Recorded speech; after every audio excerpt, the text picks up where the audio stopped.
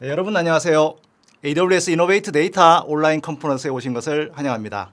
이 시간에는 클라우드 기반 종단 간 데이터 전략의 세 가지 핵심 요소라는 주제로 가장 최신의 클라우드 기반 데이터 처리 동향에 대해 살펴보도록 하겠습니다. 저는 AWS에서 테크 에벤젤리스트를 일하고 있는 윤석찬이고요. 이 개발자분들에게 클라우드를 또 잘 배울 수 있게 또 활용할 수 있게 도와드리는 역할을 하고 있습니다. 첫 시간인 만큼 이제 뒤에 진행되는 세부 강연에 대한 길잡이 역할을 해드리도록 하겠습니다.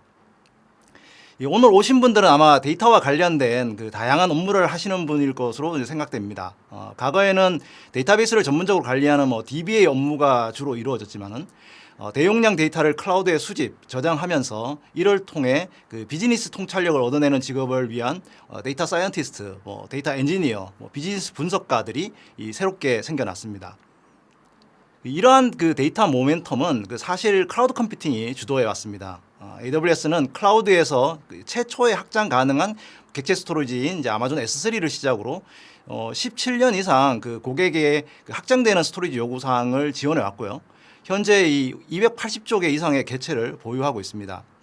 이 S3 출시 이후에도 그 아마존 RDS, 다이나모DB, 레드시프트, 세이지메이커에 이르기까지 데이터 분석, 인공지능 이런 걸 좀 더 편하게 또 쉽게 활용하여 또 가장 복잡한 데이터 문제를 해결하는 그런 클라우드 서비스를 선보여 왔습니다. 이들 서비스를 이용해서 AWS 고객들은 더 쉽게 데이터를 생성, 저장 그리고 처리할 수 있는 그런 기회를 얻게 되었습니다. 예를 들면 LG전자는 스마트홈을 위한 IoT 서비스인 LG ThinQ 플랫폼을 전 세계적으로 안정적으로 운영하기 위해서 이 아마존 오로라 등 다양한 DB 서비스를 활용하고 있고요. K-팝 및 한류 상품을 판매하는 K-Town4U의 경우에 레어 아이템이 판매될 때 순간적으로 급증하는 트래픽을 처리하기 위해서 오로라 기반 DB 스케일링을 구현했습니다. 또 T맵 내비게이션 앱으로 유명한 T맵 모빌리티는 중간 물류 서비스 시장에 진출하면서 배차 성공률을 높이기 위해서 다양한 AWS 분석 서비스를 활용해서 정확도를 개선했습니다. 이 시간 이후에 이들 고객들이 어떤 문제를 가지고 있었고 또 AWS 서비스를 가지고 어떻게 그것을 해결했는지 들어보실 수 있습니다. 관심 있는 분들은 꼭 참여해 보시기 바랍니다. AWS는 지난 17년간 이들 데이터 서비스를 기반으로 해서 다양한 데이터 수집, 저장, 질의, 실행, 또 기업용 카탈로그, 거버넌스 전략을 아우르는 종단 간 데이터 전략을 구축해 왔습니다. 이 AWS 고객들이 각 영역에서 필요한 부분을 선택하거나 또는 이어서 사용할 수 있도록 해주는 것이죠.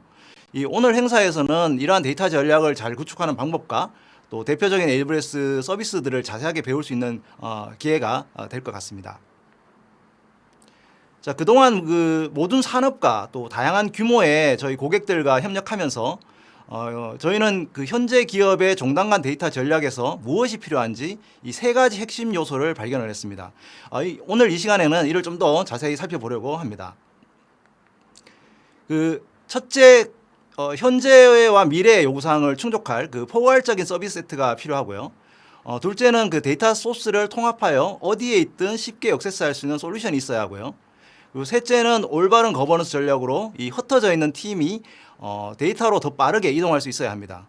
이를 통해서 기업 내 데이터 처리 성능을 높임과 동시에 IT 지출 비용을 최적화하고 또 데이터가 조직의 비즈니스에 도움을 줄 수 있는 목표를 실행할 수가 있습니다. 모든 고객이 처음에는 이제 작게 시작하지만은 비즈니스가 성장하고 시간이 지남에 따라 변화하기 때문에 지원해야 하는 다양한 유형의 데이터 및 사용 사례가 나오게 됩니다. 그런데 이제 그때마다 필요한 솔루션을 찾다 보면은 장기적인 효과가 없습니다. 그래서 포괄적인 서비스 도구 세트가 있어야 하고 필요에 따라 선택할 수 있어야 합니다. 예를 들어서 이제 수십만 개 저희 기업들이 데이터 저장소로 아마존 S3를 사용하고 있는데요. 어떤 종류의 데이터를 한 군데 모아서 저장하고 사용할 수 있다는 것은 참 큰 혜택입니다. 데이터의 이용 빈도나 가용성에 대해서 다양한 스토리지 클래스를 제공하고 있기 때문에 선택적으로 사용할 수도 있고요. 또 S3 인텔리전스 티어링이라는 클래스는 인공지능 기반으로 자동으로 클래스를 이동해 줘서 지금까지 고객들이 10억 달러 이상 비용을 절감을 했습니다. AWS가 제공하는 다양한 데이터 분석 또 인공지능 서비스와 연계한 그런 저장소로서 다양한 기능을 계속 추가해 왔습니다. 특히 타입 추종을 불허하는 보안 규정 준수, 감사 기능 이런 걸 통해서 정부 기관도 믿고 사용할 수가 있습니다. 이 시간 이후에 그 세부 세션에서도 이 아마존 S3 비용을 절감하는 법도 알려드리니까 꼭 참여해 보시기 바랍니다. 특히나 다양한 목적 기반 데이터베이스도 있습니다. 강계형 DB, 키밸류 DB, 문서, 캐싱, 메모리, 그래프 DB, 시계열, 원장, 컬럼, 메모리 DB 등 다양한 그 데이터 요소에 따라서 완전 관리형 DB 서비스를 제공합니다. 특히 대부분의 서버리스 선택 옵션을 제공하니까요. 서버나 클러스터 관리 없이도 그 DB 운영이 가능해지고 있죠. 먼저 맨 왼쪽 강계형 DB의 경우 그 아마존 RDS와 오로라 같은 서비스를 통해서 마이시컬이나 포스트그레SQL 등 이제 오픈소스 데이터베이스부터 오라클이나 MS SQL 같은 상용 DB도 운영이 가능합니다.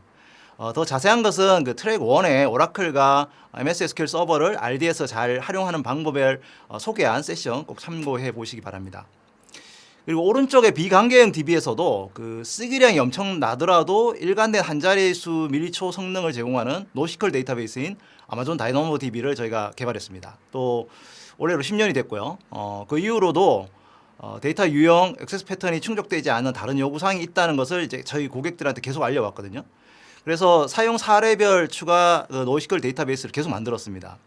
여기에는 이제 인메모리 캐싱용 아마존 엘리스 캐시, 그리고 제이슨 문서 처리용 아마존 다큐멘트 DB, 그리고 그래프 데이터베이스용 아마존 넵튠, 또 암호화된 원장 처리를 위한 아마존 QLDB 등이 있습니다. 더 자세한 그 AWS DB 서비스 선택 방법에 대해서는 저희 트랙 2에 목적에 맞는 데이터베이스 선택하기와 함께 관심 있는 노시컬 DB들 활용법을 좀 자세히 살펴보실 수가 있습니다. 자, 데이터베이스와 마찬가지로 그 데이터 분석에서도 목적에 맞는 분석 서비스를 제공해드리고 있죠.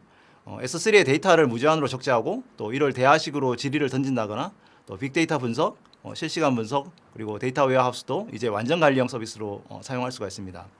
그 기업의 데이터들을 모아서 운영하는 그 데이터 레이크, 그리고 데이터 추출 변환, ETL 작업들, 비즈니스 인텔리전스 도구 이런 걸 통한 시각화, 그리고 로그 및 검색 서비스까지 이미 서버리스 옵션을 모두 제공하고 있는 중입니다. 오픈 서치 서비스에 대한 서버리스 서비스도 이제 저희가 출시를 했습니다. 만약에 기존에 그 일라스틱 서치를 사용하셨다면은 이제 서버 클러스터 관리 없이 오픈 서치를 이용할 수 있고요. 더 이상 이제 분석을 위한 그 컴퓨터 용량을 미리 구성하고 관리할 필요가 없이 이제 핵심 분석 업무에만 더 집중할 수가 있습니다. 트랙 3에서 이제 대표적인 데이터 웨어하우스 서비스인 이제 아마존 레드시프트 활용법을 자세히 배우실 수가 있습니다. 자, 인공지능 기계학습 분야도 예외가 아닙니다. 이들 기술에 대한 그 전문 지식이 있든 또는 없든 누구나 그 이용 가능한 서비스 기능 세트를 제공하고 있고요. 이 맨 밑에 그 ML 프레임워크 및 그 인프라는 그 데이터 과학자들이 오픈소스 프레임워크를 사용해서 맞춤형 딥러닝 모델을 학습하고 이를 클라우드 내 GPU나 CPU 가상 서버를 통해서 추론하게 해주는 그런 서비스입니다. 그런데 이제 데이터 과학자분들이 인프라를 잘 모르는 경우가 많죠. 완전 관리형 서비스인 아마존 세이지메이커를 이용하면은 손쉽게 데이터 준비부터 모델 학습, 배포 운영까지 할 수가 있습니다. 그리고 이제 맨 위에 AI 서비스는 일반 개발자들이 그냥 API 호출만으로도 이미지 인식, 추천 예측, 언어 분석, 산업용 AI 같은 그 다양한 특화 AI 기능을 활용할 수가 있습니다. 근데 요즘 제너레이티브 AI, 즉 생성형 AI가 엄청난 기술 발전을 이루고 있습니다. 텍스트, 이미지, 동영상, 음악 같은 새로운 컨텐츠와 아이디어를 이렇게 자동으로 생성해주는 AI 기술입니다. 이 생성형 AI 역시 그 기존 기계학습 모델과 마찬가지로 그 방대한 데이터 커퍼스에서 사전 훈련한 파운데이션 모델을 기반을 합니다. 그런데 이들 모델은 그 기존 모델과 달리 수십억 개 또는 수천억 개의 매개 변수를 포함하는 이 거대 모델인데요.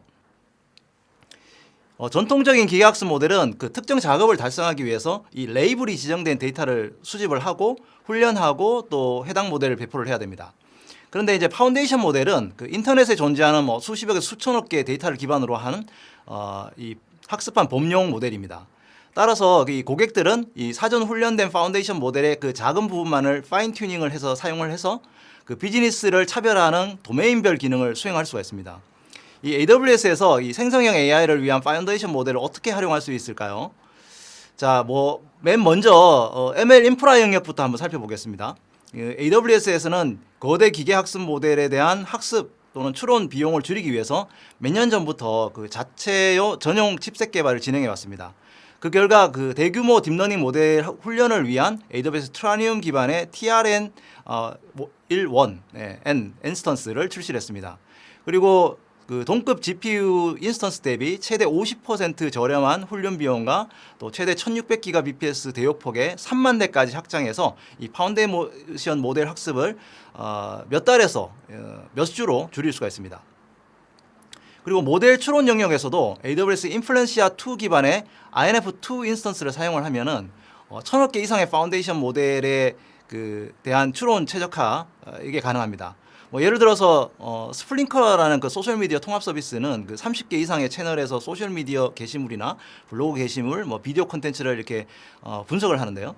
이 500개 이상의 모델에서 매일 100억 개의 예측을 처리하기 위해서 이 EC2 INF 인스턴스를 마이그레이션 해가지고 기존에 보다 서비스 지연 시간을 30% 이상 줄일 수 있었다고 합니다. 그 세이지메이크 점프 스타트 기능을 사용하면 사전 훈련된 다양한 기계학습 모델을 원클릭으로 여러분 계정에 배포하고 또 필요에 따라서는 파인 튜닝이 가능합니다. 현재 그 텍스트 입력으로 그 이미지를 생성해주는 스테이블 디퓨전 모델과 또 수십억 개의 파라메타를 가진 언어 모델들을 통해서 생성형 AI 기능을 구현할 수가 있습니다. 특히 코이어나 라이트온, 뭐 AI21 랩스 같은 생성형 AI 스타트업들이 만든 상용 언어 모델도 활용할 수가 있습니다. 현재 저희는 지속적으로 이 더 많은 모델을 빠른 속도로 추가하고 있거든요. 세이지메이크 점프스트를 통해서 더 자세한 그 파운데이션 모델을 활용하는 방법은 그 트랙 2에 그 AWS 기반 생성 AI의 실전 활용법, 프롬프트 엔지니어링, 파라미터 효율, 파인 튜닝, 뭐 검색 증강 생성 요 세션이 있으니까 꼭 참여해 보시기 바랍니다. 자, 마지막으로 일반 개발자들이 그 서버리스 기반으로 적합한 파운데이션 모델을 찾고 그 API 호출만으로도 생성 AI 기능을 수행할 수 있는 아마존 베드락 서비스를 저희가 미리 보기로 출시를 했습니다. 자, 인프라 관리나 모델 배포 과정 없이 바로 테스트해 볼 수 있고 모델 튜닝을 위한 데이터도 이 비공개로 안전하게 보관이 됩니다. 아마존이 직접 제공하는 거대 언어 모델인 타이탄 모델과 또 AI21 랩스의 주라식 2 그리고 엔스로픽의 클라우드 그리고 스테이빌리티 AI의 스테이블 디퓨전 모델을 활용해 볼 수가 있습니다. 그 아마존 베드락에서 우선 이용 가능한 파운데이션 모델을 좀 더 자세히 살펴보면요. 먼저 아마존이 직접 만든 타이탄을 통해서 텍스트 요약, 개방형 Q&A, 임베딩, 검색 등의 이제 이 두 개의 거대 언어 모델, 그러니까 LLM을 이제 사용할 수가 있습니다. 그 엔스로픽의 그 LLM인 클라우드는 그 대화 및 텍스트 처리 작업을 수행하는 책임 있는 AI 시스템에 대한 최신 연구를 기반으로 만들어져 있어요. 그리고 그 고유한 이미지 또 예술 및 디자인을 생성하는 데 널리 사용되는 그 스테이블 디퓨전 모델을 또 제공합니다. 또한 자연어를 사용해서 다양한 언어로 텍스트를 생성할 수 있는 AI21 랩스의 주라식2 LLM도 제공을 합니다. 이 중에서도 아마존이 만든 타이탄 모델이 좀 생소하실 것 같은데요. 이 아마존이 보유한 다양한 대량 데이터 소스가 포함된 데이터 세트를 통해서 사전 훈련을 하였기 때문에 그 더 넓은 컨텍스트를 통합을 하고 또 여러 도메인에 걸쳐서 이 좋은 결과를 냅니다. 특히 사용자 입력에서 좀 부적절한 컨텐츠가 있으면 거부하고 예를 들어 뭐 증오심 표현이라든지 욕설, 폭력 같은 것에 대해서는 그 모델의 출력을 필터링해서 좀 책임 있는 AI 사용을 할 수 있도록 지원해주고 있어요. 그 생성형 AI는 이제 매우 단순한 방식으로 이제 그동안 못했던 일을 할 수 있게 해주는 그 새로운 방식을 제시하고 있습니다. 그 예시를 간단히 한번 살펴보겠습니다. 앱 사용자는 이 프롬프트라고 불리는 간단한 질문으로 작업을 시작합니다. 예를 들어서 휴대폰을 해지하려는 가입자를 좀 계속 유지하게 하기 위한 조치를 알고 싶은 경우인데요. 이때 그 현재 통화 기록과 회사에서 그동안 모아둔 통화 기록을 통해 가지고 그 맥락을 이해할 수 있는 학습 데이터를 제공을 합니다. 그런 다음에 파운데이션 모델을 선택을 합니다. 프롬프트 및 고객이 보유한 컨텍스트 데이터의 크기를 기반으로 그 올바른 작업에 적합한 모델을 선택을 할 수가 있습니다. 이 모든 걸 합치면 있는 그대로 뭐 직접 사용할 거나 아니면은 보정을 거쳐서 응답을 얻게 됩니다. 이제 아마존 베드락에서 제공하는 그 파운데이션 모델을 이용해서 어떤 작업이 가능한지 한번 예를 들어 보여드리겠습니다. 여러분이 특정 회사 및 제품 및 마케팅 지원이라고 가정을 하고 그 새로운 제품 출시를 위한 툴을 만든다고 생각해 봅시다. 우선 앞에서 보여드릴 예시는 그 이해를 돕기 위해서 언어를 기반한 결과를 한국어로 번역한 것이기 때문에 이 각 파운데이션 모델이 실제로 한국어 생성을 직접 지원하는 것은 아니라는 걸 이제 참고해 주시기 바랍니다. 먼저 제품 설명을 만들어 보겠습니다. 제품 재료 및 기능을 포함해서 몇 가지 세부 정보를 제공해 주면은 그 엔트로픽의 클라우드 모델을 해서 바로 자세한 제품 설명을 생성을 해줍니다. 여기에서 우리의 요구사항을 충족하는 그 뭐 통기성 직물, 뭐 밑창, 뭐 야광 신발 같은 이제 몇 가지 그 훌륭한 기능에 대한 자세한 설명을 볼 수가 있습니다. 자, 이제 스튜디오에서 촬영한 신발 사진이 있지만 그 제품 페이지에는 더 좋은 사진이 필요하겠죠.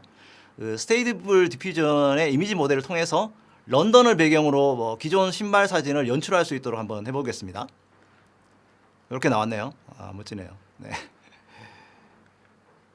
자, 이제 그 제품 출시를 홍보하기 위해서 그 트위터에 게시할 소셜 미디어 카피를 한번 만들어 볼게요. AI201 랩스의 주라식 2 모델을 통해서 생성을 해보면요. 네, 이렇게 그 해시태그까지 완벽하게 만들어줍니다. 자, 마지막으로 검색 엔진의 상위에 올라가게 하기 위해서 웹페이지에 적용할 검색 최적화 용어를 한번 골라보도록 하겠습니다. 자, 여기에서 그 제품 설명과 태그를 아마존의 타이탄 텍스트 모델에 전달하고 그 페이지의 메타데이터를 포함할 그 주요 그 SEO 용어 집합을 생성하도록 요청을 해보니까요. 아무래도 이제 아마존 타이탄 모델이 그 상품 설명이나 그 제품 판매 홍보에 도움이 되겠죠. 그 데이터가 좋으니까. 자, 이제 이 검색어를 웹페이지에 잘 적용하거나 또는 검색 광고용 키워드도 만들 수 있게 되었습니다. 자, 지금까지 그 베드락의 파운데이션 모델을 통해서 제품 홍보 설명문, 또 제품 이미지 생성, 소셜 미디어 홍보 카피, 그리고 그 검색 최적화 용어 선택 같은 그 다양한 작업을 수행을 해봤습니다. 그 아마존 베드락은 직접 거대 모델을 만들 그 인프라나 데이터 과학자가 없고 또 기존 파운데이션 모델을 튜닝할 개발자가 없더라도 그 일반 사용자도 손쉽게 생성형 AI 기능을 수행할 수 있게 해줍니다. 이것이 이제 제너레이티브 AI, 그러니까 생성형 AI의 힘이고 많은 기대 좀 부탁드리겠습니다. 자, 지금까지 살펴본 베드락은 고객이 파운데이션 모델을 손쉽게 사용할 수 있는, 그리고 빠르게 시작할 수 있는 가장 좋은 방법이지만은 여기서 나아가서 AWS 서비스 전반에서 생성 AI를 활용해서 더 쉽게 사용할 수 있도록 하고 또 개발자 생산성을 높이는 방법도 저희가 찾고 있습니다. 예를 들어 얼마 전 정식 출시된 아마존 코드 휘스퍼러는 그 소프트웨어 기반 개발자가 간단하게 주석으로 적기만 하면은 바로 프로그램 코드를 추천해주는 서비스입니다. 그 코드 생성 추천뿐만 아니라 그 보안 취약점, 코드 스캐닝, 그리고 오픈소스에서 나온 코드인지 레퍼런스를 추적할 수 있는 기능도 제공을 합니다. 자바나 파이썬, 자바스크립트를 비롯해서 15개 프로그래밍 언어를 지원하고요.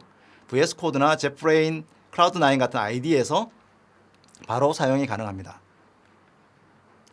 자, 이 개인 사용자에게는 저희가 항상 무료로 제공을 하고요. 또 기업 사용자를 위해서 소프트웨어 라이센스나 권한 관리 등의 기능도 제공을 하기 때문에 안전하게 사용할 수가 있습니다. 저희가 베타 기간 동안에 그 진행했던 그 개발자 생산성 테스트에서 이 코드 히스프러를 사용한 참가자가 사용하지 않은 참가자보다 작업 성공률이 27% 정도 높았고요. 코딩 속도도 평균 57% 더 빨랐습니다.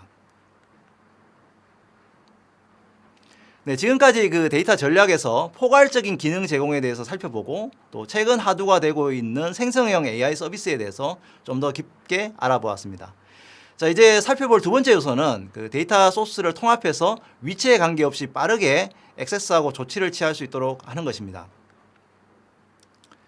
그 서로 다른 유형의 데이터 도구에서 서로 다른 소스의 데이터를 결합을 하려면 이 가장 많이 나오는 게 바로 ETL이라는 용어입니다. 데이터를 추출, 변환, 로딩하는 과정을 구축하고 또 이러한 파이프라인을 유지 관리하기 위해서 사실은 굉장히 몇 시간 이상 또는 며칠까지 시간이 소요됩니다. 그 오늘날의 그 의사결정 속도를 따라잡기에는 좀 너무 느리고 또 낮은 구축 비용을 원하는 현재 좀 너무 비효율적인 그런 방식이죠. 그렇기 때문에 AWS는 ETL이라고 하는 이 복잡성을 만들어낼 필요 없이 데이터 저장소부터 질의, 분석, 기계학습 기능을 더 쉽게 수용할 수 있도록 서비스 간의 통합을 구축하기 위해서 저희가 몇 년 동안 노력을 해왔습니다. 예를 들어서 페더레이트 쿼리를 이용하면은 한 번에 통합 SQL 쿼리를 통해서 아테나와 레드시프트의 데이터를 함께 조회할 수도 있고요. 또 데이터 익스체인지 서비스와 그 기계학습 서비스인 세이지메이커 등도 연동이 가능합니다. 그 최근에 이를 구체한 것이 바로 제로 ETL 전략입니다. 데이터 엔지니어 분들은 듣기만 해도 아마 체증이 확 내려가실 듯한데요.